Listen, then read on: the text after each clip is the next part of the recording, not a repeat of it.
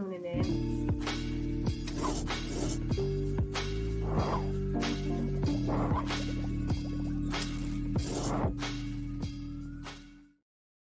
Hey, what's up, Hilo News family? Welcome to another episode of the Can We Talk podcast. I'm your host, Janae Tate, founder and publisher of Hilo News, and we have a very special, very dope show today. I'm so excited to have my next guest on. She is a boss doing boss thing. She has been doing so many great things in the world of tourism, and you guys should know everything about her and what she has going on. So without further ado, I would love to welcome to the show, Miss Connie Kinnard. Hey! Hey, Janae, how are you? I'm good. Welcome to the show, Connie. Thank you. Thank you for having me. No, you're so welcome. I definitely wanted to make this work, especially it being Women's History Month, and it's all about girl power, Black girl magic, us doing our thing as women. And so I was like, definitely got to have Connie on. So thank you for coming on. Oh, you're welcome. You're welcome. You're right. It's time to celebrate women, but you know, as we know, it's about Women 365. But this is a wonderful time to elevate. And again, thank you for having me as one of your guests this month. Of course. And you know what? I want to jump right in because you're the Senior Vice President of Multicultural Tourism and Development for the Greater Miami Conventions and Visitors Bureau. Say that 10 times fast, right? But I wanted to have you on because I think your career and your time in tourism, and especially working with the GMCVB, has been very amazing to me. So I wanted to let people know about your story and how you got started and how you ended up in Miami. I remember when you first got here, and I was working at the Miami Times at the time, and so I think it's been amazing to see how you've become a part of the culture that is Miami. So take us back to the beginning. How did you get started in this world of tourism? Oh, wow. Thank you. So let's see, Tennessee State University. I'm a graduate of Tennessee State, business major. And so, I don't know like you, but like me, I still was not exactly sure what I wanted to do going into my senior year. I just, I had a lot of passions. I had things I liked, but I couldn't quite get it together. I was determined I was going to be successful, wanted to be successful in something. But one day I was at our campus downtown, and I saw on a wall an opening for a director of sales for a hotel. And I said, interesting. And at that point, it was really all about the money. It's like a job, and it had a salary, and it had benefits, and so I applied for the position, and I got it. So it was a small hotel, but the title, and the money was small too, by the way, but the title kind of made it have a different weight. So I had, sometimes you have to just look at something for the greater good and say, hey, this is a good opportunity. So I took it. And it really introduced me to this world of what hospitality and tourism. We've all known about hotels and restaurants and people coming to visit and things, but I don't know that I knew that it was an industry in the level it was until I actually started working in the hotel. And then I began to see all the other offshoots of that world, entertainment and all the things that go with it. So that's really how I got into it. So I worked for hotels, probably the first part of my year, maybe a couple years. And in working with the hotels at that time in Nashville, Tennessee, I worked with the bureau there from a hotel standpoint. And I always thought it was fascinating, the bureau, because they seemed like the corporate side of the hospitality to me. It was just interesting. So there was an opportunity that came open at the Nashville Convention and Visitors Bureau. I applied for that, and I got that back in, this will tell my age, but in 96. And when I took the position, I've been in the Convention Bureau ever since. And in bureaus, for those that don't know, probably the major cities and even smaller ones, they have a convention bureau, and it's really just a tourism agency for the city that helps promote the destination. And so that's what I did in Nashville for 19 years. So I started in 96, and I was there throughout, from convention sales and then diversity sales and promotion and tourism. And then I moved here to Miami in 2015 when the department here in Miami at the Convention and Visitors Bureau opened up. There was a push here, and it goes all the way back to the boycott, the reason that this this position is here in this department. But when this opened up, I just thought it was a good opportunity for me. As women, we have to know kind of when to make a move. I really enjoyed my time in Nashville and I love Nashville, but if I had a tip for anybody, I would say I probably stayed there 5 years too long. When you're in corporate world, you just got to kind of keep yourself flexible. But when this position came open to Miami, I came here and got started in loving it. So I'm sure we'll talk more about that, but that's kind of the quick progression to how I got in the industry and how I got to Miami.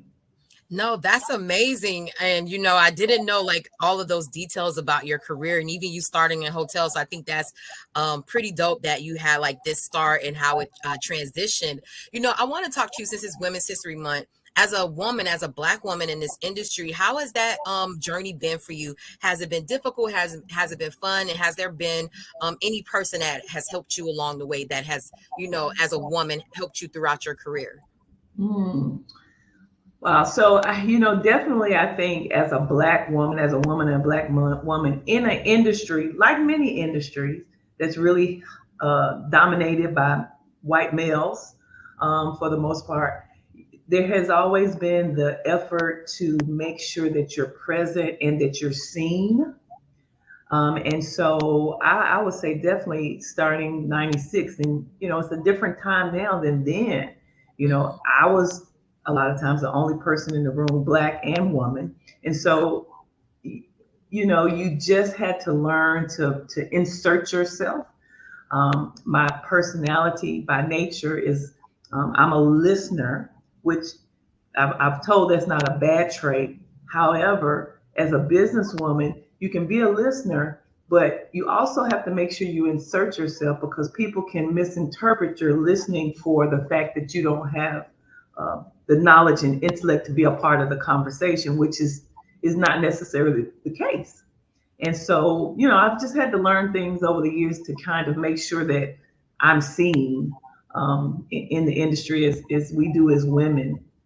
I think as far as examples and mentors in the industry, I mean, there's been several people in the hospitality industry I can think of, but there's just some key women in my life that not even in the hospitality industry that I look at them from a distance and see them matriculating and then, hey, I believe in sitting down with the elders. So I've had many a conversation with people a lot older than me to just vibe and see, what they do and how they think and how they brush things off and keep it moving. So there's a lot of women behind me, beside me, before me that I have leaned upon for knowledge. I love that girl power. And one of the things that I really liked when you first came to Miami was the example that you set, the space that you were taking up as a beautiful Black woman. And I was like, wow, it was something to aspire to. And you set this example, for you in your role. What are some things that you're intentional about, especially with, reaching back out to the communities? And do you do any work specifically with young women that you can speak on? Yeah. Well, just a little bit about what we do at the Convention Bureau, which will tie into your question. From a bigger picture, for those that don't know, the Convention Bureau is the designated marketing agency for our community. And really what that means is we try to promote our destination to people to come here, to spend the night, to spend money, to go to our restaurants and all of those things. All that ends up being taxpayer money, which helps education and all that. But specifically, my area in the part that I love is that we're working with our communities, with businesses in our communities, with people, individuals, those that want to be in the tourism space. I think that what's important for me based upon your question is that, yes, this is something I do in my daily job, but it's also something that means something to me personally as a Black woman, a woman of color, that we are helping each other,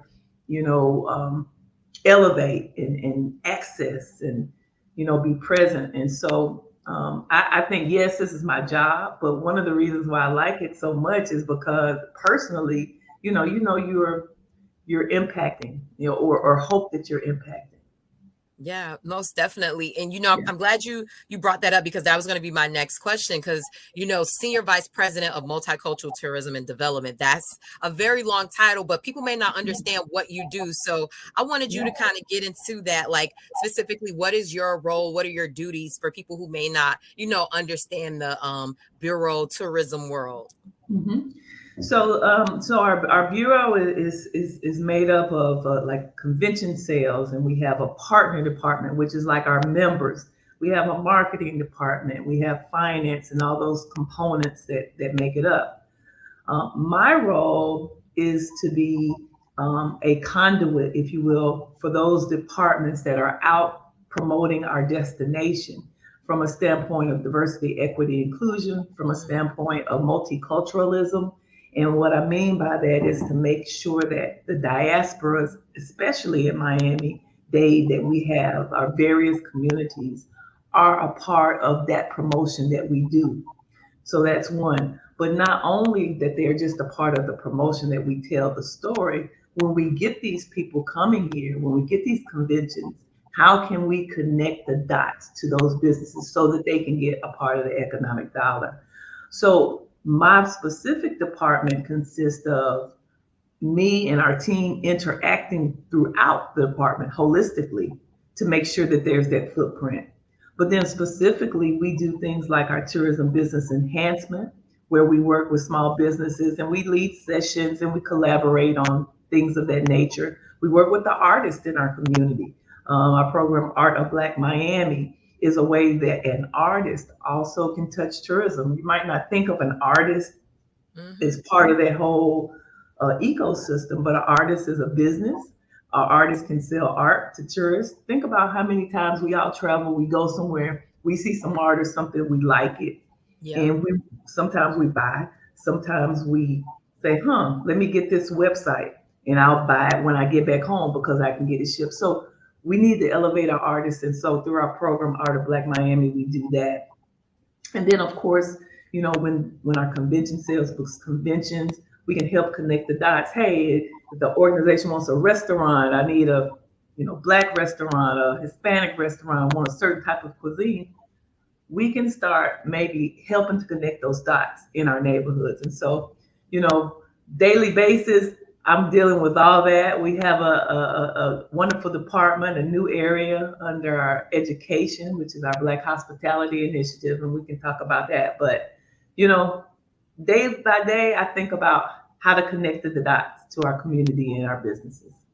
I love it. Thank you for breaking that down, because a lot of people may, see GMCVB, but may not truly understand, and they may see you out, but may not truly understand, all of the great work that you do. And, I'm glad you mentioned some of the programming, because I wanted to get into that, because I think also too, a part of, what High-Low News is about is sharing that information. So I would be remiss to not, allow you to give all the tea and all the information about the programming that you guys have.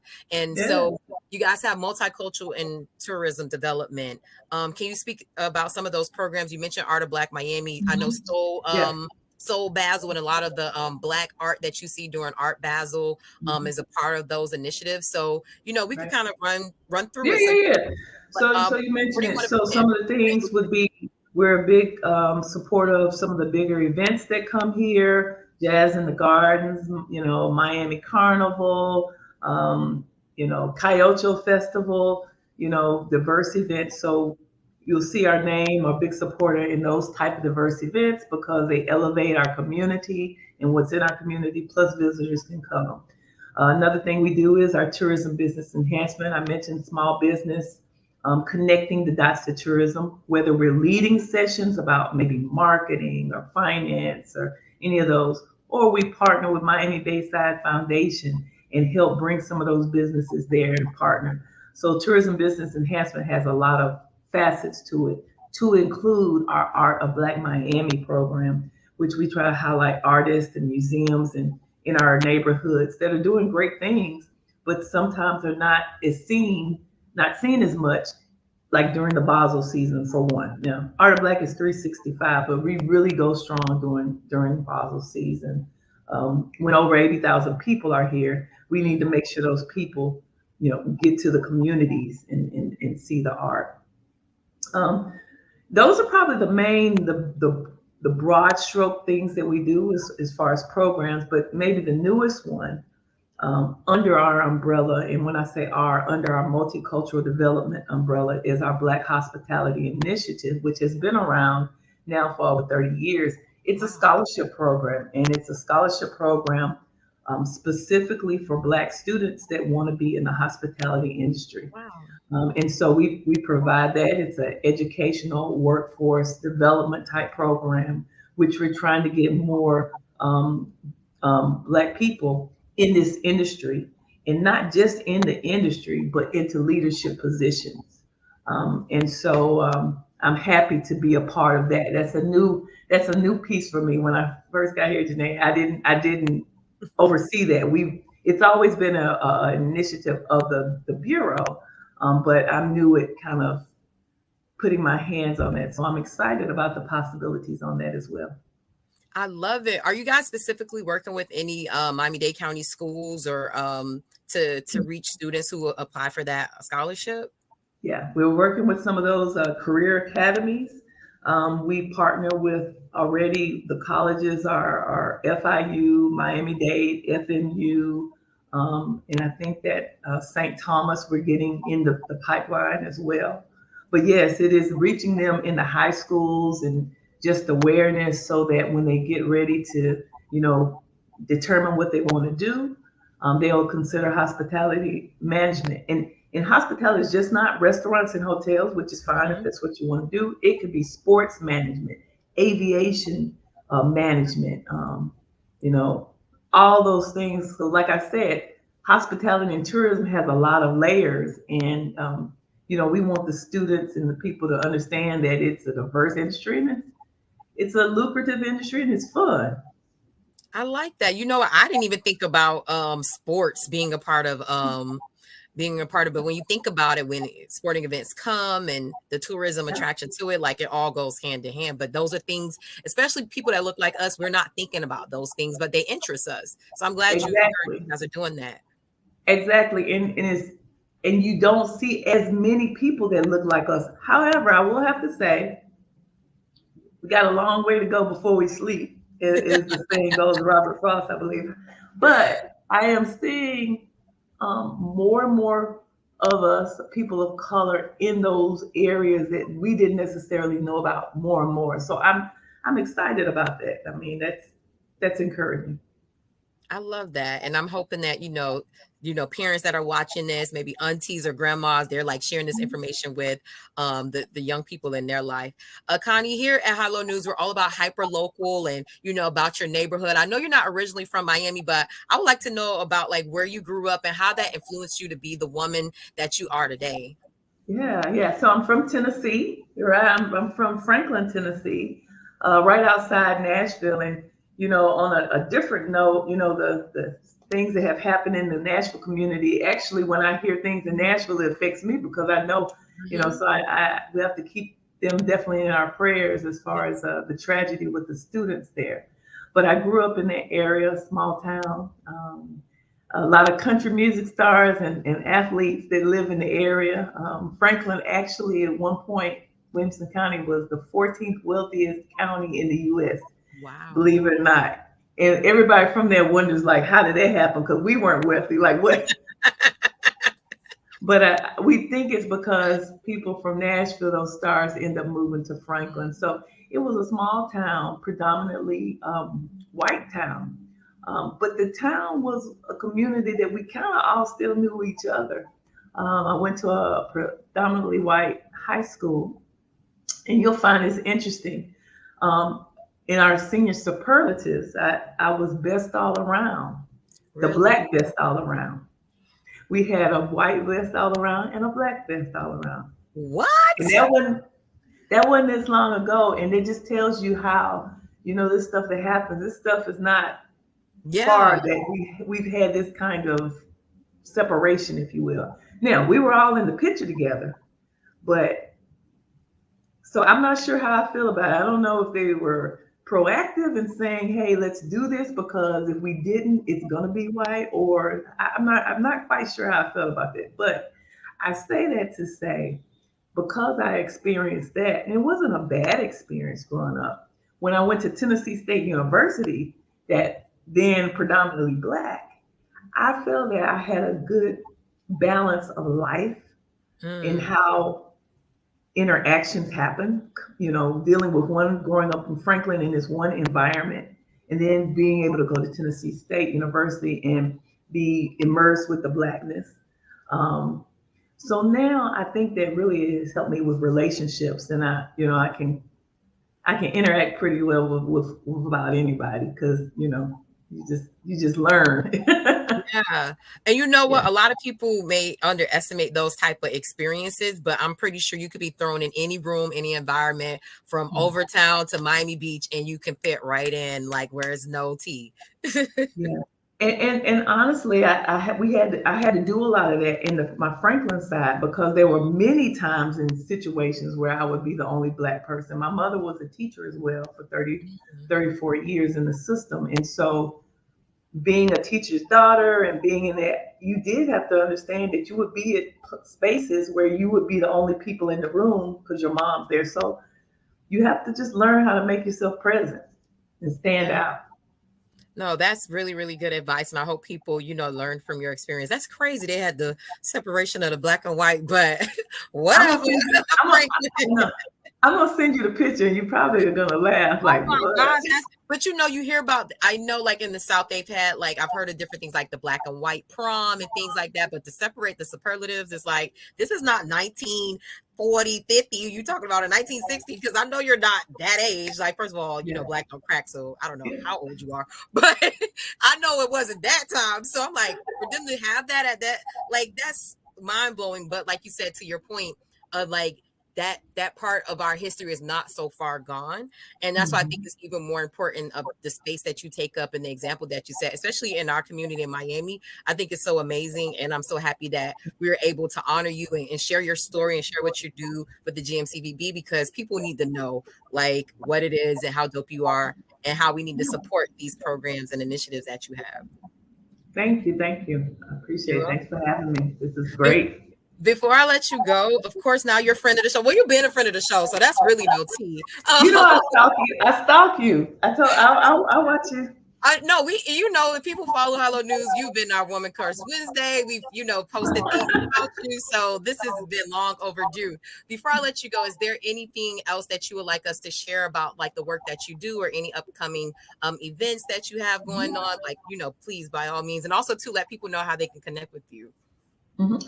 So two things. I would say we are having a golf tournament coming up on April 28th. It's called the Hot Challenge, which is our hospitality challenge, which benefits the Black Hospitality Initiative. So it benefits our scholarship program. So number one, if there are any golfers out there, reach out to me and I'll give you my information. But even if you're not a golfer, we are putting together some potential, there's some clinics that if you want to come and learn, do some putting and things of that nature, we're working on that. But at a minimum, if you want to support financially, we would love it because it goes to a great program. So our hot challenge, and again, I'll give you my information. You can reach out to me for that. The other thing I would say is just in general, don't forget to just support small business, Mm. Black owned business, cultural business, women owned businesses, because that is really what makes a community. It gives us this strength, it gives us this profile. It's what we sell. We don't go out and sell the general Miami. I mean, everybody knows the water and the weather. And so, yeah, that's a part of it. But the unique part is our communities, our Mhm. businesses. That's the part that people can't get everywhere. So we need to support them locally, just like we're asking our visitors to come in and do the same. Yes, I love that. And then, so how can people connect with you if they want to learn more about you or more about GMCVB? How can they connect and learn more? So as far as my social, if you can on Twitter, LinkedIn, Facebook, Connie Kinnard, you can find me in those. So feel free to reach out and my information and email. My email is Connie at G as in George, M as in Mary, C as in Connie, V as in Victor, B as in boy.com. So that's Connie at GMCVB.com. Definitely email me if you would like. And then if you want to go to our website, which is miamiandbeaches.com, you can see more about Miami in general, but also our Art of Black Miami program and our multicultural programs as well. That's what's up. And guys, if you're looking at the screen, we have Connie's information up there and the GMCVB website. So you guys go there, connect with her, support their initiatives. It's amazing things that they're doing year round. So let's make sure we're supporting. Guys, Connie, I would love to say thank you again for coming on the show. You've been amazing. Please come back when you guys have information or new events or new initiatives. You're a friend of the show, so I would love to share more about what you're doing and keep this as an ongoing thing. And also, guys, make sure you head to highlowNewsMiami.com. We'll also have these links in an article so that you guys can easily get to Connie's Facebook or social media and the GMCVB website. Make sure you follow us on social media. We're on all the platforms, Facebook, Instagram, and Twitter, and also sign up for our email newsletter. This has been another amazing episode. Oh, wait. Yeah, I gotta congratulate you because, like you said, I've watched you evolve into this, and so this is amazing, And so I want to congratulate you for your work because just know that there are people, old people like me, that watch you, but also we're not overall, but also our youth. And you just never know who sees it. So just congratulations to you for this. And I'll publicly say, definitely want to support you. So we'll talk about that and how we can support you, how I can support you more in your business. So there, I'm done. I appreciate that, Connie. Man, I'm blushing. Oh gosh. Man, that means so much coming from you. I've been, looking up to you and talking to you over the years. We always connect over hair and, beauty as Black women do. But I just, always love the example that you set and how you're such a boss and how you move in rooms and you're always so nice and courteous. You're never too far if I, need to call. So thank you for those flowers, but I'm also happy that I'm able to give you flowers as well. And so I really, really appreciate this. Guys, this has been another amazing episode of Can We Talk, our Women's History Month edition. You guys, we'll see you next time. And thank you for tuning in. And thank you, Connie. Peace.